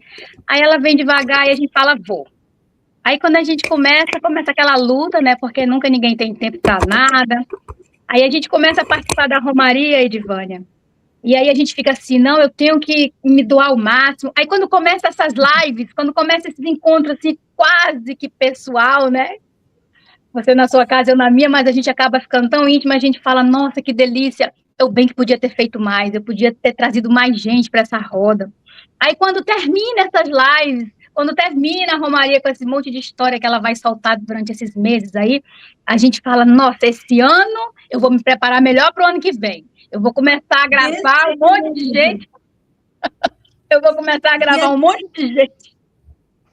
E é desse jeito, porque assim, eu acredito que nós temos que agradecer e parabenizar assim, sempre a Edivânia, porque a gente sabe das dificuldades e mesmo assim ela consegue mobilizar tantas pessoas e mesmo nesse corre-corre, eu mesma que estou aqui agora no interior do Amazonas, aqui na Tríplice Fronteira, estava com uma dificuldade também com a internet, mas a gente vendo essa superação que ela faz e vai acrescentando e vai tornando isso também internacional, e quando a gente vê o processo final e principalmente de levar, nossa, quanta beleza, quanta coisa que a gente já aprendeu aí com os nossos parentes, né, do Parazinho, e agora aqui com Acre, então assim, com Amapá, e isso a gente vai vendo que muitas das vezes aquilo que a gente está trazendo, outras pessoas não conheciam, né? E aí aquilo que os outros também, mesmo da região norte, trazem,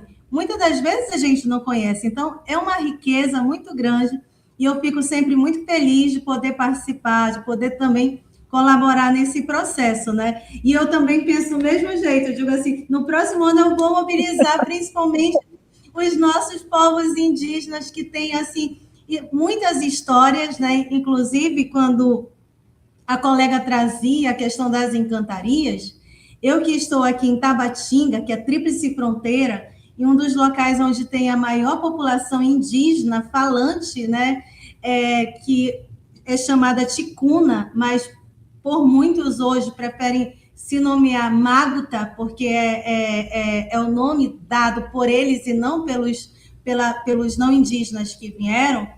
Eu fico assim a pensar, porque quando a gente está falando, né, desses povos da floresta, desses espíritos da floresta, dos encantados, a gente também passa por muitas histórias que eu digo assim, que é para além das histórias dessa pluralidade da nossa população indígena, né? Que nós temos tantos indígenas, principalmente aqui no norte, tantos povos indígenas diferentes, e eles trazem em suas histórias não uma lenda, não um mito, né? Como antes a gente acabava vendo nos livros, a lenda, o mito, mas eles trazem uma história a partir de uma visão, né, cosmológica, espiritual, que traz a própria identidade deles, os valores, né? Então, assim, eu fico encantada com tanta riqueza que a gente tem também aqui no nosso Amazonas. Aqui no Amazonas são 62 municípios, são muitos povos indígenas, né, que têm tantas histórias, e eu queria até dizer que eu fico contente quando eu vejo essas histórias se tornando livros, né? Esses livros dos parentes que começam a trazer exatamente em poemas, né? Nessas histórias cosmológicas, espirituais, que muitas das vezes não chegavam no Sul, não chegavam nos outros países. E eu tenho conversado muito também com os meus alunos aqui de Tabatinga, que essas histórias, elas precisam se transformar nesses livros, a gente precisa dessa participação deles, para que essas histórias, elas possam ganhar o mundo, né? Navegar aqui nesses nossos rios e ganhar, assim, o mundo. Porque quando o colega trazia, né, o boizinho lá para a rolagem, eu só lembrava aqui dos nossos dois bois, né? O Garantido e o Caprichoso, também, que a gente fala muito, e hoje nós temos um professor que fez o livro do Caprichoso, e eu fiquei bem chateada, porque eu sou garantida, né?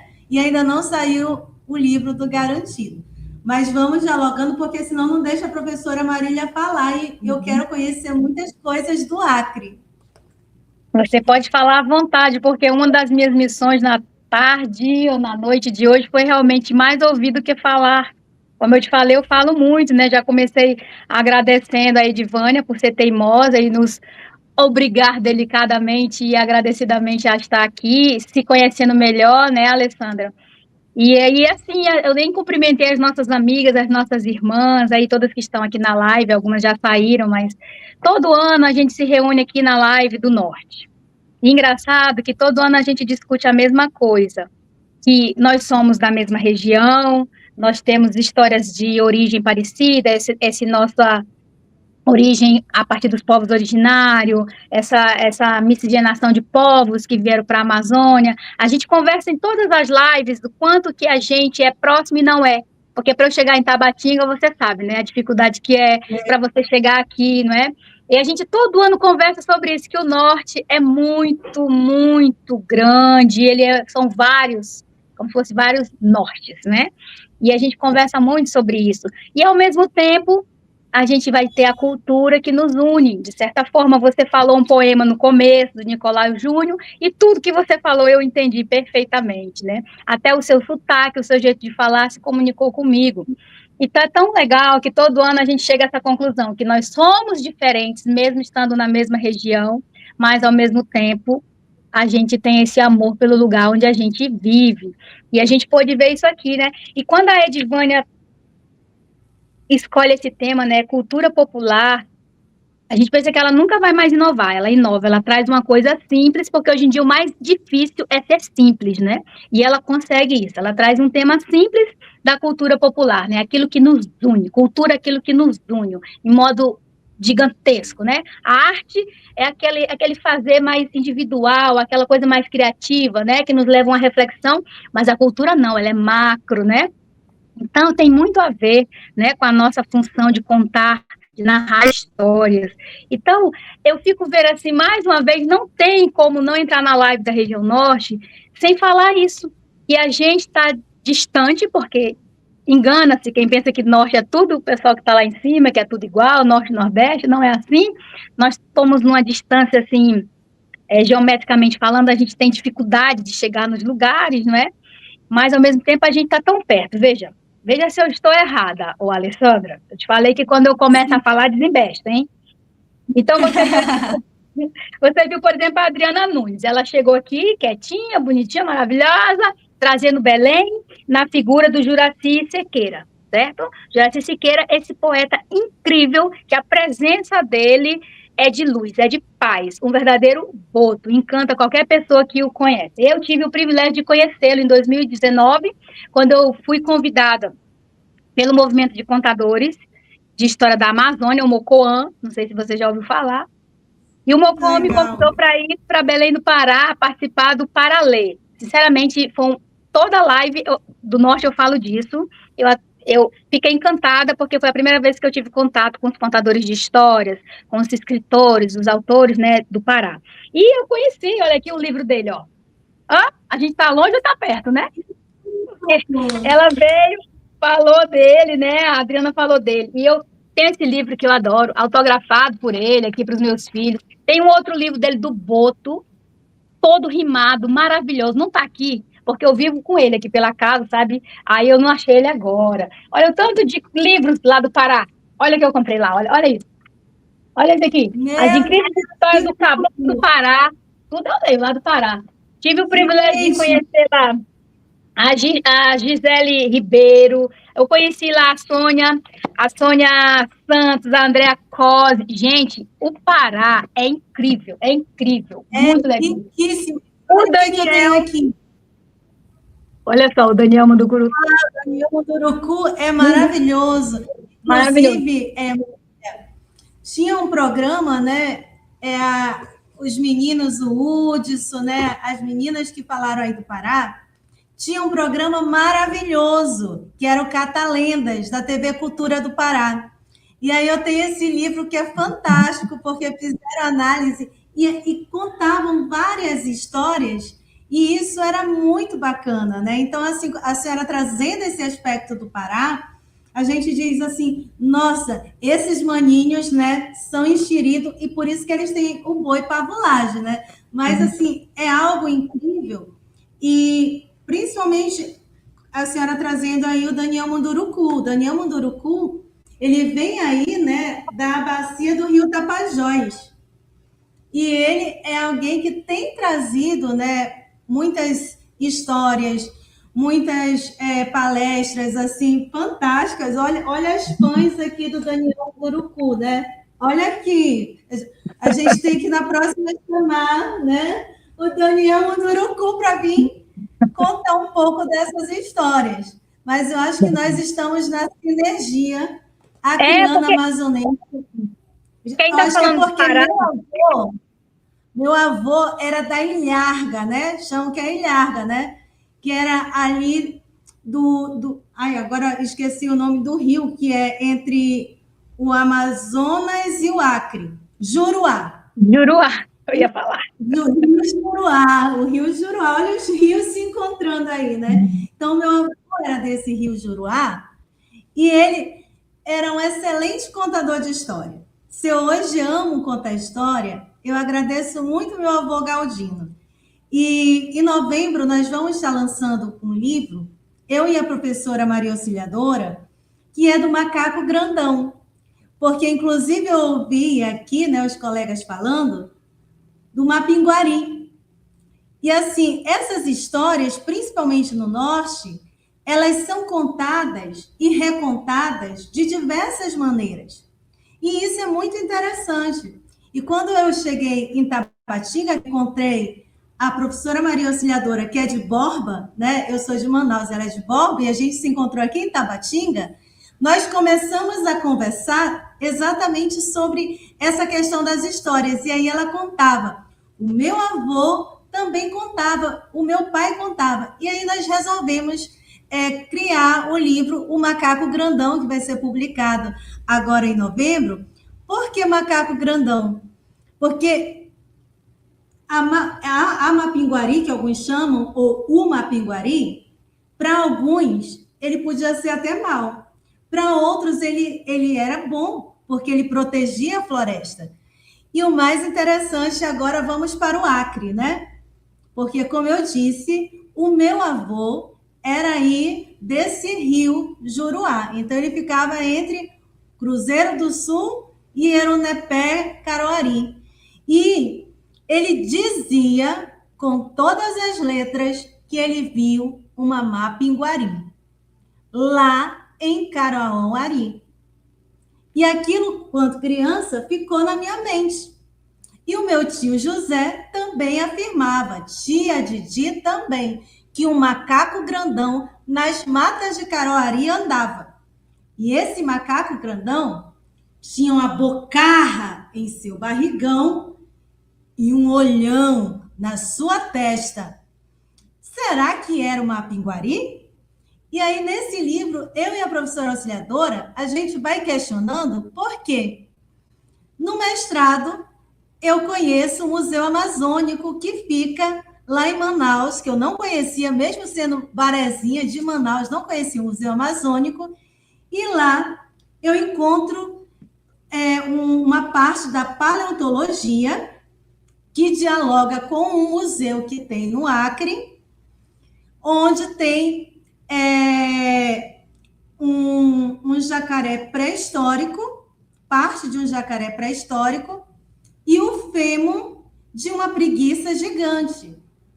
E a paleontóloga começa a dizer que a nossa região, especialmente ali próximo a Erunepé e no Acre, era uma grande savana, onde existiam preguiças gigantes, e isso não é história de pescador e nem do meu avô. Isso é história da paleontologia e comprovada, tanto lá no Museu Amazônico de Manaus, como no Museu do Acre.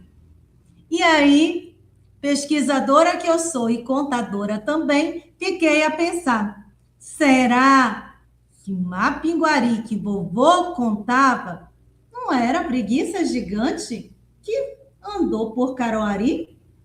Então, eu não sei. Eu convido vocês a pesquisar e no Museu Amazônico ou no Museu do Acre investigar. Então, assim, eu acho que a Givânia fez uma coisa fantástica, que foi me colocar junto com a Marília, que é acriana, porque esse livro em breve vai estar aí aguçando essa curiosidade, tanto do Mapinguari ou desse macaco grandão que um dia viveu lá em Caruarí e que meu avô disse que viu. Mas com certeza ele deve ter visto mesmo. E essa relação que você fala da Tabatinga, de Eurunepé com Cruzeiro do Sul, ela é muito real. Muitos avós nossos vieram desses lugares, tá? Há uma relação, há voos diretos para Tabatinga, há uma relação desses povos muito próximos ali, tá? Não tem muito com o Rio Branco, por exemplo, porque a minha origem também é de Cruzeiro do Sul, morei lá até os 13 anos, meus avós, minha mãe, moram todos lá ainda, né? Meus irmãos, então tem essa relação. E com relação ao Mapinguari, para nós, ele é muito mais, a questão do Mapinguari é muito mais forte para nós, ele é quase como a Matinta Pereira para as meninas lá do Pará, o povo do Pará, né? E realmente aqui a pesquisa que a gente tem é que ele provavelmente tenha vindo da preguiça gigante, que já é comprovada, realmente a sua pesquisa está indo no caminho certo, continue. E voltando a esses seres da floresta, você vê, por exemplo, a fala da Selma foi maravilhosa, porque todo ano nas nossas lives, a Selma é essa pessoa que nos traz conhecimento, assim como você está trazendo tantos conhecimentos aí. A Selma ela é quase como uma professora na live, né? Então, ela vem trazer para a gente esse repensar sobre essa figura do encantamento, dos encantados, aliás. E essa visão de que olhar os encantados como alguém do mal, ruim, não é uma visão nossa, mas dos de fora. E quando a Selma trouxe esse questionamento, trouxe esse ensinamento para nós, esse alerta para a gente poder ficar prestando bem atenção na hora de estar contando esses nossos encantados, eu lembrei da música da Saga da Amazônia, que ela fala assim, né? Era uma vez na Amazônia a mais bonita floresta, mata verde, céu azul, a mais imensa floresta. No fundo d'águas e aras, caboclos, lendas e mágoas, e os rios puxando as águas. Papagaios, periquitos, cuidavam de suas cores. Os peixes singrando os rios, curumins cheios de amores. Sorria o Jurupari, o Irapuru, seu porvir, era fauna, flora, frutos e flores. Agora vem o ensinamento da Selma, hein? Toda mata tem caipora para a mata vigiar. Veio o caipora de fora para a mata definhar. E trouxe um dragão de ferro, e aí a música continua. Então, veja, tem os caipora de fora, né, Selma? Tem esse olhar de fora, que a gente, como contador de história, como alguém que assume esse dever de manter as nossas tradições, o legado dos nossos ancestrais vivos, a gente tem que estar alerta, né, para saber a origem daquilo, e saber escolher o que contar da maneira original, e não desse caipora que veio de fora. Nada contra quem vem de fora, não é criticando o fulano que veio de outro lugar, que mora, não, isso aí é bobagem, a gente está falando, né, eu moro onde eu quiser, assumindo o que eu quiser, respeitando o lugar. A gente está falando, Marília, gratidão pela referência linda, todos nós somos esses professores de fato, né, contadores de história, somos guardiões de fato dessas narrativas, mas assim, a gente está falando desse lugar, desse que veio para tomar posse, né, de um outro lugar que já tinha suas histórias, já tinha seus encantados, né, e aí esse é o nosso cuidado, né, agora, da gente que tem aí essa missão tão linda de ser guardião da memória, de ser o guardião da memória de uma narrativa que não tem só um lado, como diz a autora africana, né? Não tem só um lado, a história tem dois, às vezes três lados, e todos devem ser respeitados. Exatamente. E claro que a música do Vital Farias, ele está falando literalmente desse derrubar da floresta, momento, né? da exploração, sim. Exatamente. Mas aí ele me lembrou, quando você falou, me lembrou, realmente, o caipora de fora, ele não vai derrubar só a floresta. A gente tem que ter cuidado para que ele não distorça, né? E tire da gente o desejo de ser essa Matinta Pereira, que muitos de vocês falaram. Nós somos a Matinta Pereira, né? Nós somos essas pessoas também, porque dentro dela, como você falou, tem o bem, tem o mal. Somos nós, né? Povo daqui. Sim. Fiquei muito encantada também com a fala da Lu Oliveira, né? Porque a Lu já chega cantando, já traz gente, já traz violão, já é bem Amazônia, né? Já é bem de casa, já vai trazendo, a gente já vai abraçando. Igual você, Marília, com a casa cheia. Foi, né? Guarde a live do Acre, que vai ter muita bagunça. Aí ela traz a Matinta Pereira, ela traz o Turumã, que eu não conheço o Turumã, ó, como você falou, não é, Alessandra? A gente aprendendo com a gente mesmo, né, menina? Que coisa, né? Que linda essas coisas. Ela estava falando aqui, eu corria na internet para pesquisar. Aí lá vem a Ariane Caldas, né? Que a Ariane Caldas é o terremoto da Amazônia, meu Deus, essa mulher. Lá vem ela chegando, trazendo outras informações maravilhosas, falando sobre o Círio de Nazaré, essa força que o Pará tem, né? Boi pavulagem. Eu digo, meu Deus, o que é isso? A Amazônia é maior do que a gente pensa. Corro aqui, vou procurar o boi pavulagem.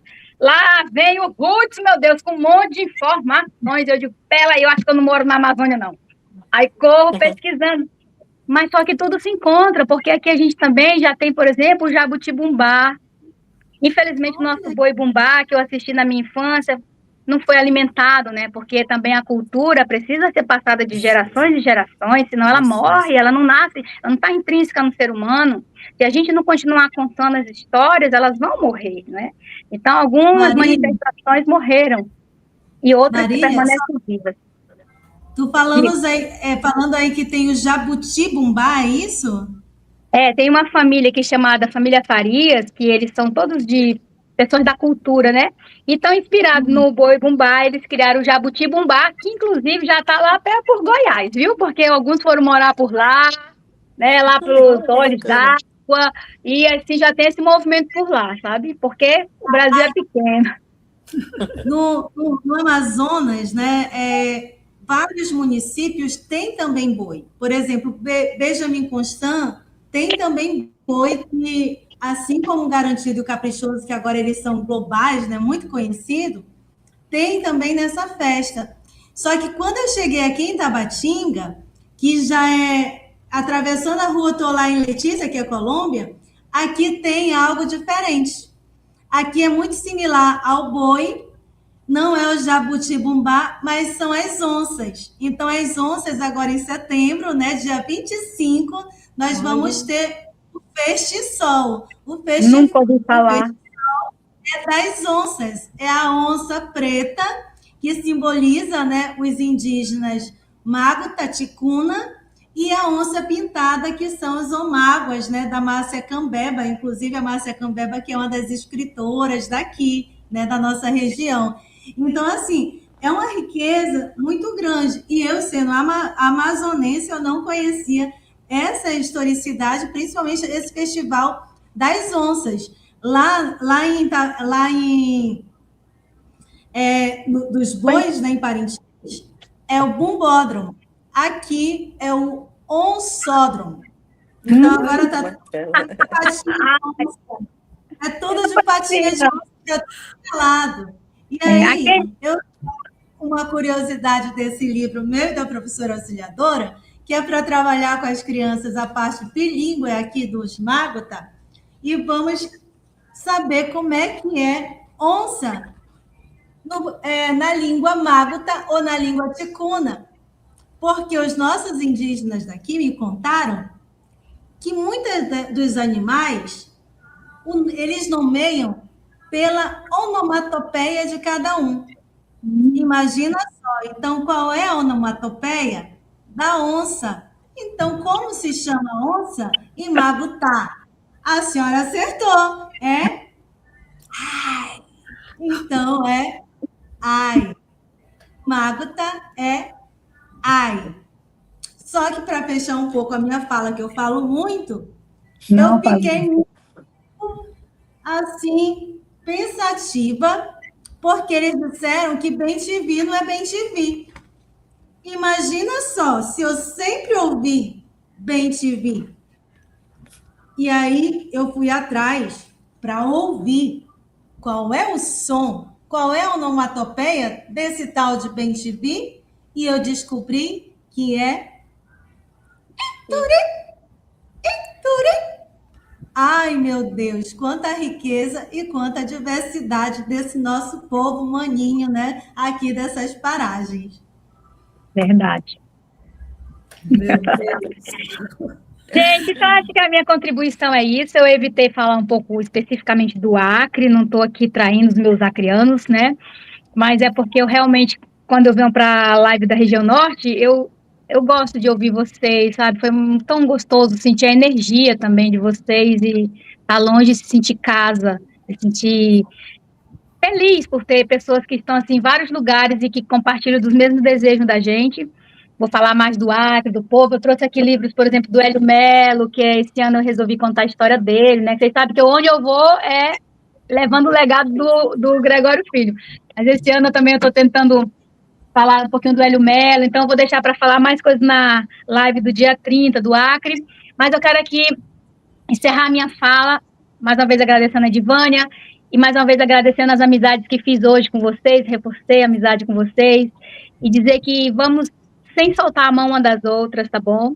Vamos nos fortalecer, vamos sempre acreditar que é possível contribuir e manter viva a nossa cultura. Muito obrigada por me ouvir e muito obrigada pelas falas de vocês. Eu anotei tantas coisas, gente, foi tão gostoso ouvir vocês. Obrigada. Então, na live de Goiás, na live da região centro-oeste, nós vamos falar do boi, né? Que é um símbolo da nossa região. Mas... E aí foi muito engraçado que uma colega de Brasília falou assim, gente, vamos falar do boi, vai misturar com política, porque o povo fica chamando de boi, que não sei... esquece a política e nós vamos falar desse boi, que é da nossa tradição cultural, não é? Vocês falaram aí do onsódromo, aqui nós temos o carreiródromo, que é o desfile dos carros de boi na festa de Trindade. né? Então, assim, ele é um símbolo maior da nossa cultura. E apesar de alguém poder fazer alguma ligação indevida, a gente não pode abandonar os nossos encantados, né? Porque o boi, para a gente, é um encantado, não é, Adriana? Porque ele está presente em vários momentos da nossa vida, seja na economia, seja na produção, exportação de carne, seja no aproveitamento dos chifres para o instrumento que é o... Ai, meu Deus, agora surgiu o nome. Berrante, né? Então, assim, a gente tem que valorizar a nossa cultura e não ficar com medo de misturar com nada, né? Então, é isso. Eu estou, assim, extremamente feliz, mais uma vez, com essa live da região norte. A gente sempre aprende muito, porque, assim, é um universo de informações que a gente sai, assim, desesperado para ir pesquisar, né? Eu não sei como é que você deu conta aí, Marília, de ouvir, já ir pesquisando, mas, assim, fica com vontade de pesquisar tudo isso para ir incorporando no nosso repertório, para saber citar isso quando a gente vai falar de cultura brasileira, né? E Edivânia... Edivânia, eu queria até... eu lembro que há pouco tu falaste de uma narrativa que é tradicional, que a tua avó te contava, né? Isso. E que a pessoa colocou... Pois é. Independente por exemplo, cada cultura vai trazer um olhar, né? Cada cultura vai trazer o seu olhar, né? De repente, no contexto do que foi narrado, como eu disse, assim como os seres humanos, né, os encantados e todo, ele vai trazer esse bem e mal, esse bom e ruim, né? Então, não é deixar de contar a narrativa por desrespeito, não acho. É quando, por exemplo, em respeito ao teu público, narrar, né? E, se necessário, só colocar. Olha, há povos que cultuam, né, que colocam essa cultura e ele tem esse lugar, e há povos que colocam em outro lugar. E tranquilo, e está tudo bem. Eu tenho muita preocupação. Bem, né? Isso, eu tenho muita preocupação com essa coisa do politicamente correto nas narrativas. É preciso ter muito cuidado com isso, né? É necessário que seja correto, a gente vive num contexto agora em que as pessoas têm muito mais esclarecimento do que se tinha antes, e que bom, mas existem coisas que são próprias de uma tradição que você não pode deixar de lado, né? Não dá para esquecer, né? Abandonar. Eu então, acho que foi o jeito que a pessoa disse para mim, né? Que eu fiquei assim meio... E olha que é difícil eu me sentir, assim, tolhida, né? Uhum. Mas foi uma coisa, assim, de pegar o microfone, né? E desdizer da história, né? Eu não fiquei com raiva da pessoa, não, mas eu fiquei preocupada de estar reforçando uma característica que não seria boa para os encantados. E eu não entendia muito bem isso, né? Uhum. Então, quando eu conversei com a Adriana, eu falei, olha, na live do Norte, Ana Selma estando lá, Marília, né, a Alessandra, a gente vai poder discutir essa questão dos encantados e vai me ajudar, vai te ajudar, vai ajudar todo mundo nessa compreensão, porque, como você disse, Marília, sempre que a Ana Selma fala de uma questão, eu me encanto com o falar dela, porque é tão fácil a gente entender quando ela fala, né? Porque não tem, assim, de esconder o conhecimento dela. Ela abre o baú e solta para a gente. Eu fiquei muito encantada com a sua fala, assim como eu fiquei muito encantada com a sua, Alexandra, porque, assim, descobrimos um monte de coisas, parece que nem no Brasil, quando se fala, né? E a gente descobre, né, que realmente cabe milhões de Brasil dentro do próprio Brasil, né? Porque cada povo tem a sua cultura própria, né? E, Marília, eu sempre me encanto com a sua fala, com a sua responsabilidade com aquilo que você faz, não é? Você é uma pessoa muito querida, muito querida mesmo. E você, Adriana, você conhece o meu respeito pelo seu trabalho, né? Nós somos guaianas juntas, né, há muitos anos, e sempre aquela perspectiva, uma não larga a mão da outra, né? Se aprende uma coisa ali, liga para a outra, conversa e tudo, e se tem alguma dúvida, uma liga para a outra, né? Não tem essa questão de, eu sei, né? Quando eu não sei, eu pergunto, né? Eu pergunto e me informo. E eu tenho na Adriana essa correspondência, né? De poder conversar abertamente e tomar decisões juntas. Eu gosto de trabalhar assim, né? De tomar decisão junto é muito bom, né? Quando a gente E tem. você, Edivânia, você é essa pessoa, você é essa Matinta que tem o poder de agregar, de juntar, de trazer para próximo, de ter quanto mais gente, melhor. E isso é maravilhoso, porque, como você mesmo viu, né, nós somos um Brasil, mas somos muitos Brasis. Mesmo nas nossas regiões, tem muita coisa que a gente desconhece também, né? Ainda mais na Amazônia, mana, geograficamente, né? Gigantesca do jeito que é, aí que a gente. Nossa, mas assim, tu tens um poder que é maravilhoso, agregar. Olha só do que a Romaria, de onde ela começou, de onde ela veio caminhando e que agora já agrega outros países. Que poder, mulher, que poder.